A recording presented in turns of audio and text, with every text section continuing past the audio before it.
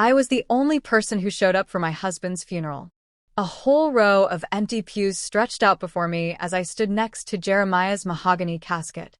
Our children, Kalen with his wife and Anea, had chosen cruises and trips instead of giving a final farewell to the man who raised them. Check if you're subscribed to the channel and write in the comments where you're watching this video from. We love to know how far our stories are reaching. The funeral home director, a young man who looked like he'd just graduated, seemed more awkward than I was as he glanced at the vacant seats. It was a gray, typical October Monday in Atlanta, Georgia, when the sky couldn't decide whether to rain or just threaten. Jeremiah always hated indecision. "Mrs. Hampton, would you like to wait a few more minutes?" he asked, discreetly checking his watch. "We can start," I replied. My voice was firmer than I expected. Jeremiah hated delays. The pastor, a man who never knew my husband in life, began reciting generic words about a good man and cherished memories, while I fixed my eyes on the arrangement of white lilies atop the casket. Jeremiah would have preferred something simpler, maybe just the deep red roses from our backyard, the ones he faithfully pruned for 43 years. I sat alone in the front row. 5 empty chairs surrounding me screamed louder than any eulogy. Our 2 children, their spouses, our grandson Demony, not one of them present. Kalen had sent a text message the night before. "Sorry, Mom. Big meeting in Miami. Can't reschedule. I'll call you next week." No further explanations, no attempt to shift his schedule to say goodbye to his own father.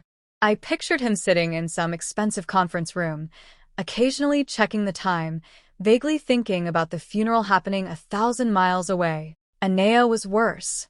She didn't even send a text. Her assistant called to say Anea was indisposed and couldn't travel. Indisposed, as if we were talking about Sunday dinner, not the final goodbye to the man who carried her on his shoulders throughout her childhood. When the brief service ended, I followed the casket to the graveyard. The cold wind bit at my face, but I didn't cry. Not because I wasn't grieving, but because I'd cried so much over the last few weeks that I seemed to be fresh out of tears. The casket settled into the earth, and I tossed a handful of dirt onto it. The dirt hit the wood with a hollow sound, like the echo of my footsteps in the now empty house. I returned home. The same house where we raised our kids, where Jeremiah and I built a life for almost 5 decades. His house slippers were still next to his recliner. The TV remote was positioned exactly where he'd left it. The silence was deafening. I poured myself a glass of the good bourbon we saved for special occasions. This wasn't special, but it felt appropriate. I picked up my phone and, driven by an impulse I couldn't control, I opened Instagram. Anea's profile was first on my feed.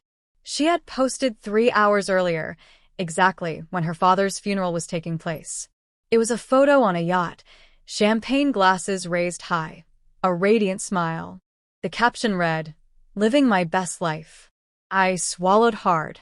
My daughter wasn't indisposed. She was on a yacht celebrating while I buried her father. I kept scrolling. Kalen had also posted a selfie in a conference room with a caption about closing major deals and making worthwhile connections. No mention of his father, not a word about grief, as if this were just another ordinary day. I switched off the phone and took a long sip of the bourbon. On the wall in front of me was a photo of us on our 40th wedding anniversary. Jeremiah and I were smiling, holding hands in front of the rose bushes he planted when we moved into this house. They were blooming a vibrant red in that photo. Now, like him, they were withering. Tomorrow, I decided out loud. I'm calling Attorney Owens. Attorney Owens had been our lawyer for over 3 decades. He drafted our will just 2 years ago when everything seemed simple and fair. Half to Kalen, half to Anea, with a small portion reserved for Demony, our only grandchild. The house for both of them to sell or decide between, the mountain cabin for them to enjoy as a family.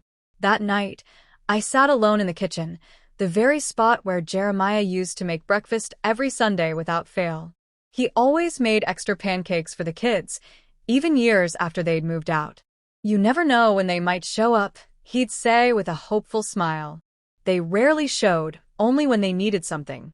I opened the desk drawer where we kept our important documents. I ran my fingers over the organized envelopes, bills, deeds, insurance policies, until I found the brown folder labeled Last Will and Testament. Inside, the document Jeremiah and I had signed 2 years ago now seemed like a relic from another time, a time when we still believed our children cared about us, a time when duty and love still seemed to be the same thing. I closed the folder and went to our bedroom. Jeremiah's pills were still on the nightstand. The doctor had said it would be fast, but it wasn't. It was 6 months of slow decline, of hospital visits, of hope followed by despair. 6 months during which Kaylin visited twice and Anea only once, always with ready excuses about work, kids, commitments. When Jeremiah finally passed, it was a regular Tuesday morning. I was holding his hand. He opened his eyes, smiled slightly, and said, "You were always the best part of me, Eliza." And then he was gone. I called the kids immediately. Kaylin said he'd come for the weekend. Anea promised to take the first available flight. Neither of them followed through. The next morning, I called Attorney Owens. His secretary answered, and hearing my voice, her tone changed. "Miss Hampton, my deepest condolences.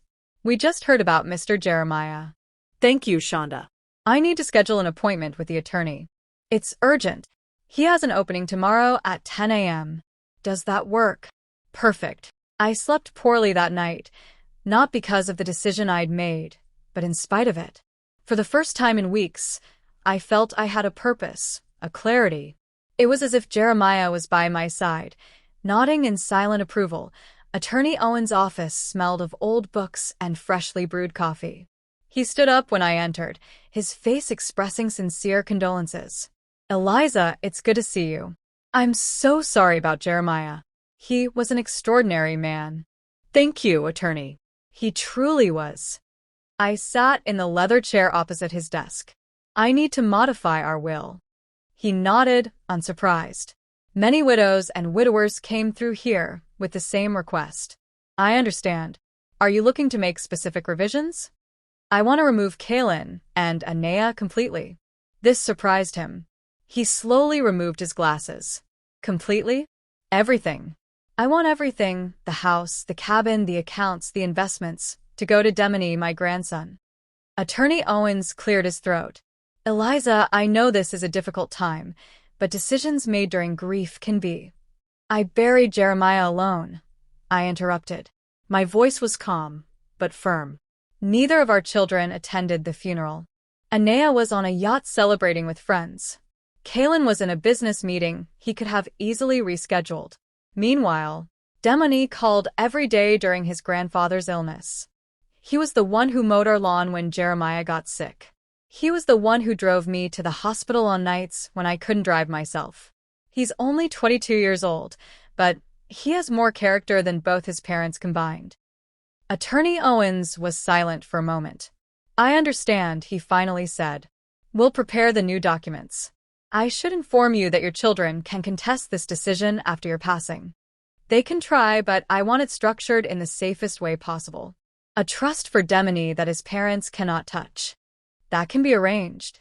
He made some notes. "Do you want to establish any conditions for Demony's access to the funds?" "Just that he can't access all of it at once until he turns 30, except for education or medical emergencies." "That's sensible for a young man." Attorney Owens nodded. "I'll have everything ready for your signature by the end of the week." Leaving the office, I felt a weight lift from my shoulders. It wasn't revenge. It was justice. It was honoring Jeremiah's memory in the only way I had left, ensuring his legacy went to someone who truly valued him. I walked slowly to the car, observing the people on the street. A mother and a little girl passed by, both laughing at some private joke. I didn't feel envy, just a quiet understanding that family ties are more complicated than they look in Christmas photos. That night, for the first time since Jeremiah died, I didn't wear his old sweater to bed. I lay in our bed, now my bed, and let the silence envelop me. It was no longer a painful silence, but a peaceful one. Jeremiah used to say, "True love doesn't need recognition, but it deserves respect." Our children had forgotten that lesson, but I hadn't. The papers were signed on a cloudy Thursday. Attorney Owens watched me as I passed the pen over the dotted lines with quiet determination. I didn't hesitate once. When you bury your husband alone while your children post selfies with champagne, legal documents stop being intimidating. It's done, Attorney Owens said, gathering the papers. The process will be discreet, but I must warn you. At some point, Kaylin and Anea will find out. I know, I replied, putting my pen back in my purse. And when they find out, let them hear it from me. Leaving the office, I felt a strange sense of liberation. Not joy or revenge, just a removed weight. The weight of trying to keep an illusion alive, the illusion that my children were still the people Jeremiah and I dreamed they would be. Back home, I opened a closet I hadn't touched in months. Inside were boxes organized by year, each containing checks, bank statements, and receipts. A meticulous accounting not just of money, but of the unilateral generosity that marked my relationship with my children for decades. I pulled out the folder marked Kaylin, Business, and Education. Inside was a collection of expenses that totaled more than what many people earn in a lifetime. The tuition for his MBA at a fancy out-of-state university, $85,000. The $70,000 for the initial investment in his first business that failed in less than a year.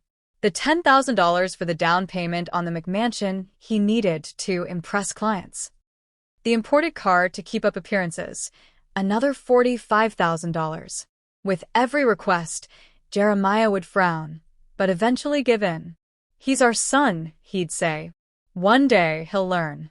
That day never came. Anea's folder was equally revealing. The extravagant wedding that cost the equivalent of a small condo, $120,000. The renovations on the penthouse she deserved after so much work, $95,000. The vacations to the Maldives to recover from stress, $25,000 each time, and there were 3. The private school for her son, Demony, which was absolutely necessary for his future, $30,000 a year, paid without question. Every request came with the implicit promise of more visits, more calls, more connection. Promises that dissolved as soon as the money was wired. What struck me now, looking at those folders, wasn't the sheer dollar amount, over $600,000 in total, but the pattern. There was never genuine gratitude, just a constant expectation that we would always be there to help. As if our money, earned from decades of hard work and saving, was somehow part of their early inheritance. I closed the folders and put them back in the cabinet, not out of remorse, but to keep them as evidence, not for a court of law, but for my own heart. The phone rang at 7:32 p.m. that night.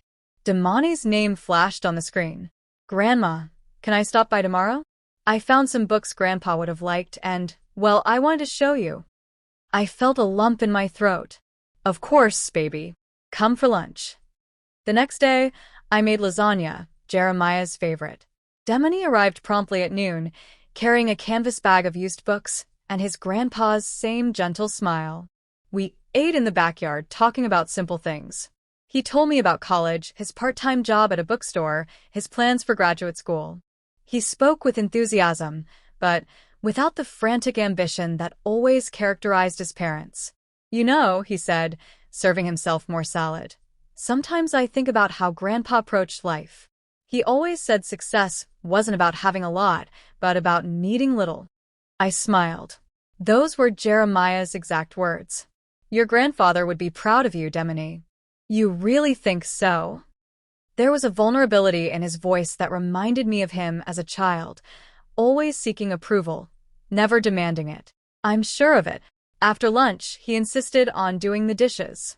As he dried the plates, he mentioned he was thinking of applying for a research program in African American literature, but he was worried about the cost. How much is it? I asked casually. He named a sum, $8,500. That was less than 1/10 of what his father had requested for his latest investment. Apply, I replied simply. But Grandma, it's expensive, and I know. I interrupted gently. Who do you think your grandfather and I saved all our lives for? He fell silent, polishing an already dry plate. For moments like this, I continued, to help people who truly value the opportunity. When he left, Carrying the leftover lasagna I insisted he take, I stood at the door, watching his beat-up sedan pull away. The contrast between him and his parents couldn't have been clearer. Anaya called the next day. It was the first time I'd heard her voice since the funeral she hadn't attended. Mom. Her voice sounded irritated. Demony told me you're paying for his research scholarship. No hello. No how are you? Straight to the money. Good morning to you too, Anaya. I'm sorry, she said, not sounding truly apologetic. I'm just worried. You just lost Dad. You shouldn't be making major financial decisions right now. I took a deep breath.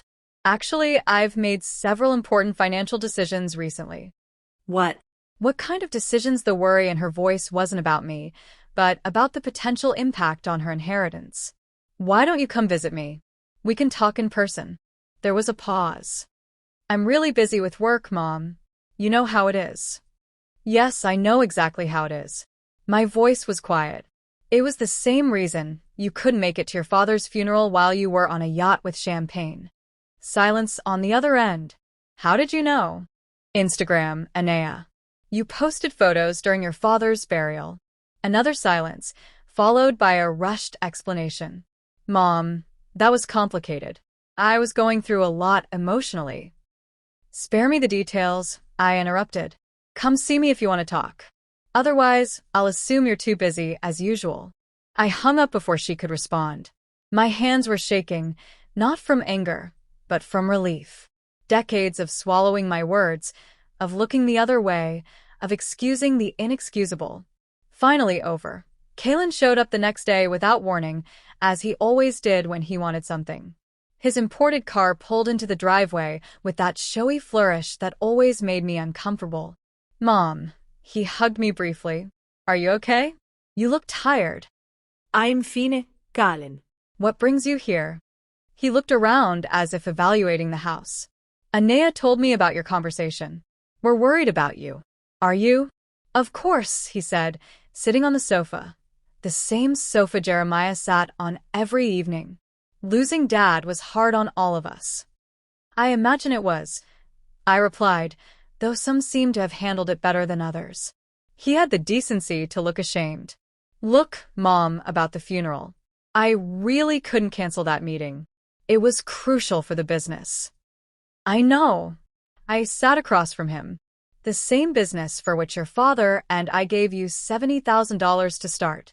He blinked, surprised by the direct mention. Normally, I never talked about money like that. That was years ago.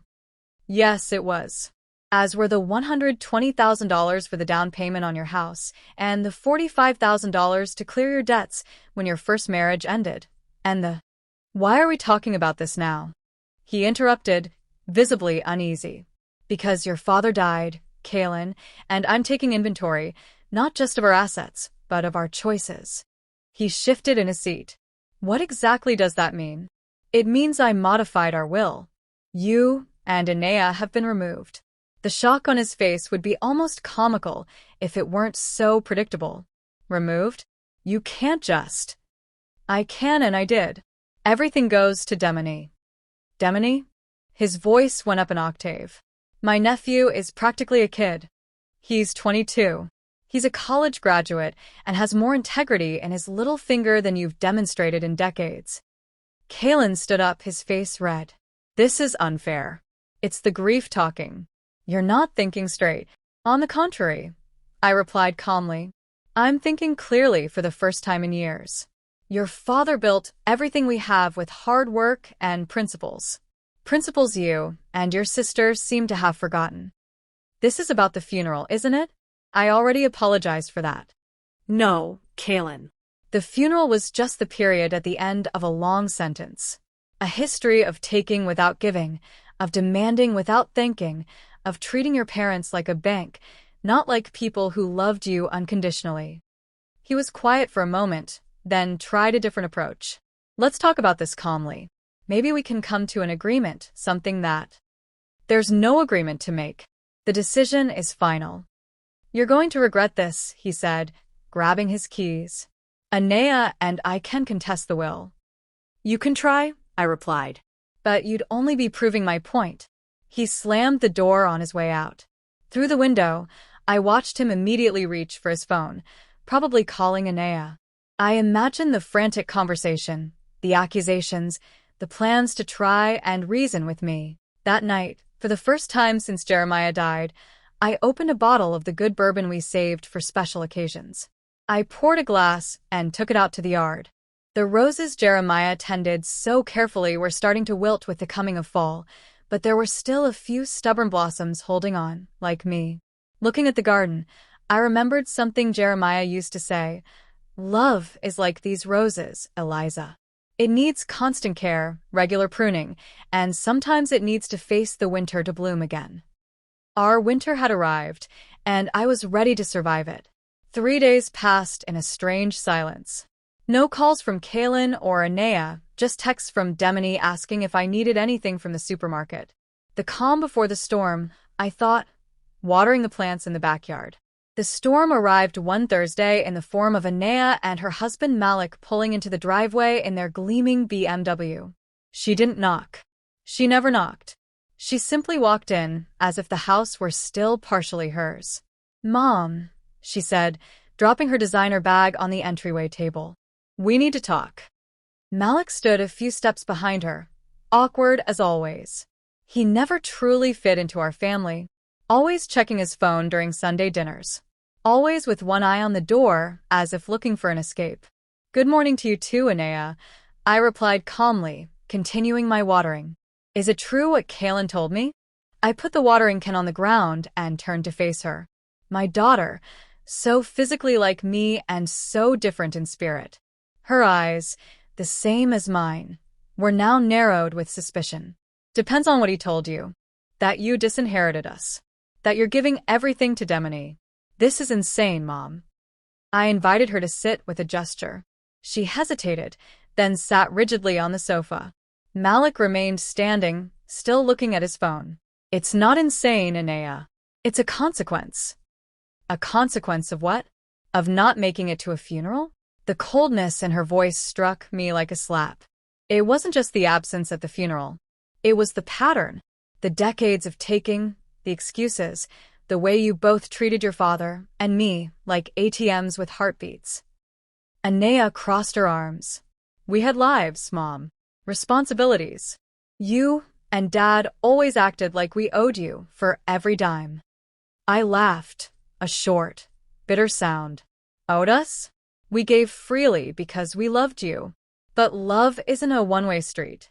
Jeremiah worked 60-hour weeks at the factory to put you through private schools. I skipped vacations, new clothes, everything to make sure you had what you needed. And what did we get? Visits when you needed money. Silence when we needed you." Malik finally looked up. "Mrs. Hampton, maybe we can." "Stay out of this, Malik," Anea snapped. Then, to me, "Demony's just a kid. He doesn't know how to handle money. You'll be setting him up for failure." Demony mowed our lawn when Jeremiah couldn't. He sat with him in the hospital, reading aloud for hours. He called me every day after your father died to make sure I ate.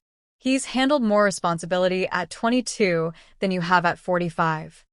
Anea's face twisted. "This is about punishing us." "No," I said softly. "This is about rewarding the one person who showed up. The one who loved without conditions."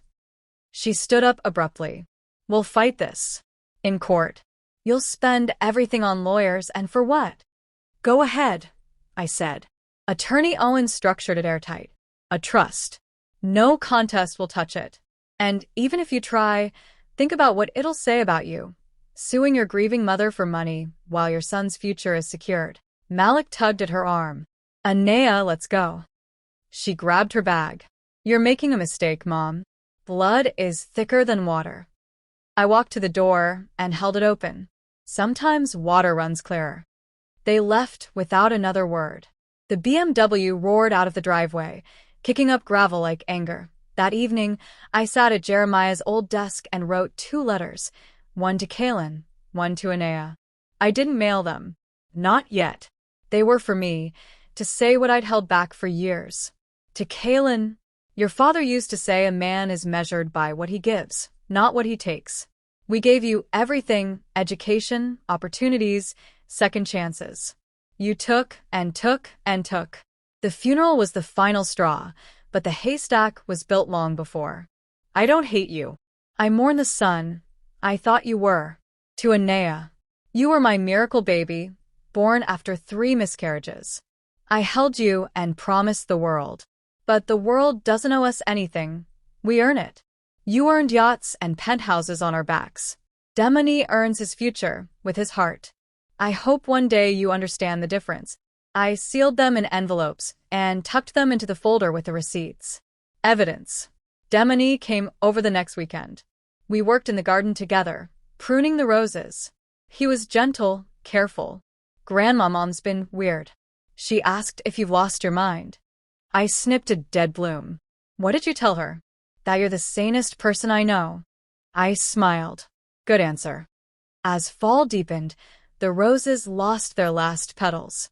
But I knew come spring, they'd return, stronger for the pruning. Winter came early that year. Snow-dusted Atlanta, rare and beautiful. I spent Christmas alone, but not lonely. Demone came Christmas Eve with a small tree and his famous hot chocolate.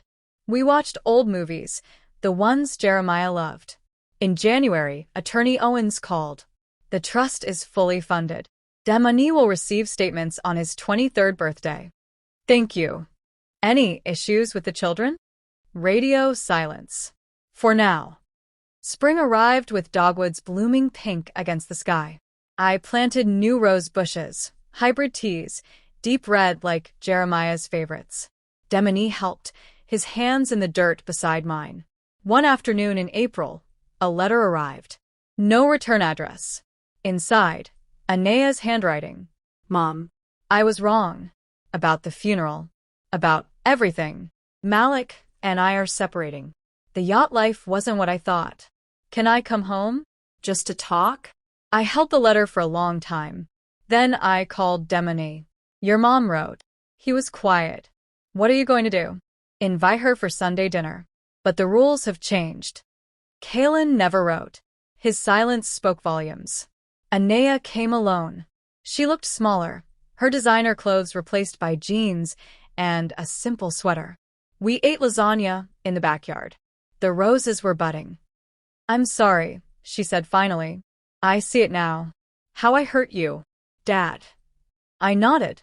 Words are easy, Anea. Actions matter. I know. I want to earn back something. Start with your son. Be the mother Demone deserves. She cried then. Real tears, not the dramatic kind she'd perfected. Summer brought heat and thunderstorms. Kalen called once, drunk, demanding to know if I'd come to my senses. I hung up. Demone graduated with honors. I sat in the audience, proud as any parent. He hugged me afterward. This is for Grandpa. And for you, I whispered. Years passed. The house stayed mine. The cabin became Demone's retreat.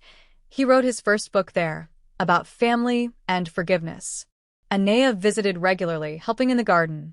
She and Malik divorced quietly. She found work as a teacher, mentoring kids from broken homes. She never asked for money again. Kalen sent a card on my 75th birthday. I'm sorry. Nothing more. I kept it in the folder. One October day, exactly 5 years after Jeremiah's funeral, I stood by his grave. The roses I'd planted there were in full bloom, deep red against the gray stone. Demone joined me. Grandma, I got accepted to the PhD program. Full scholarship. I smiled. Your grandfather's proud. As we left, I noticed a single white lily on the grave. Someone had left it. No card. Check if you're subscribed to the channel and write in the comments where you're watching this video from. We love to know how far our stories are reaching.